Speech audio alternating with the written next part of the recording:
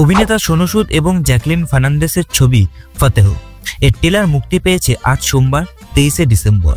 এতে কর্মের বিশাল ডোজ রয়েছে, তা আপনারা ট্রেলারটা দেখলেই বুঝতে পারবেন। अच्छा बुरा नहीं होता, होते हैं सिर्फ बदकिस्मत लोग। অভিনেতা সোনু সুদ, যিনি তার উদারতা এবং সামাজিক কাজের জন্য সংবাদে রয়েছেন, তার একটি নতুন ছবি আসছে, নাম ফতেহ। আজ সোমবার এর ট্রেলার এসেছে, আর ট্রেলারটাও এমন যে তাতে প্রচুর রক্তপাত দেখানো হয়েছে, অর্থাৎ অ্যাকশনে ভরপুর এই ছবিটি। সোনু সুদের সঙ্গে নায়িকা হিসেবে রয়েছেন জ্যাকলিন ফার্নান্দেস। ছবিটি সোনু সুদের পরিচালনায় আত্মপ্রকাশ করে শক্তিসাগর প্রোডাকশন এবং জি স্টুডিওর দ্বারা প্রযোজনায় এবং অজয় ধামা সহ প্রযোজক।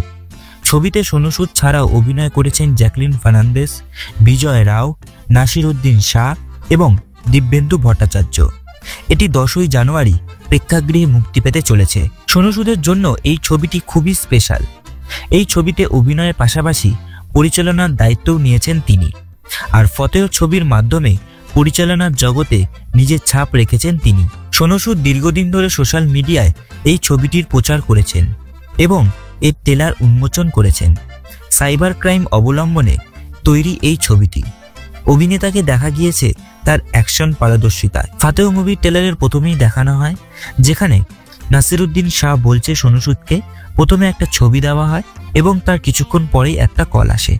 সেই কল অনুযায়ী সেই ব্যক্তিকে খুন করা হয়। কিন্তু এখানেই বিষয়টা শেষ নয়। কিছুদিন পরেই সোনু সুদের এলাকায় ওখানকার কয়েকটা মেয়ে সেখান থেকে নিখোঁজ হয়ে যায়, আর সেটারই খোঁজ করতে সোনু সুদ বেরিয়ে পড়ে। আর সেই নিয়েই একটা সাইবার ক্রাইমের অবলম্বনে এই ফিল্মটি তৈরি করা হয়েছে, যেখানে ভরপুর অ্যাকশন দেখা যাচ্ছে। এখানে সোনু সুদের লুক এবং তার অ্যাকশন এবং তার অ্যাক্টিং সবকিছুই একদম পারফেক্ট।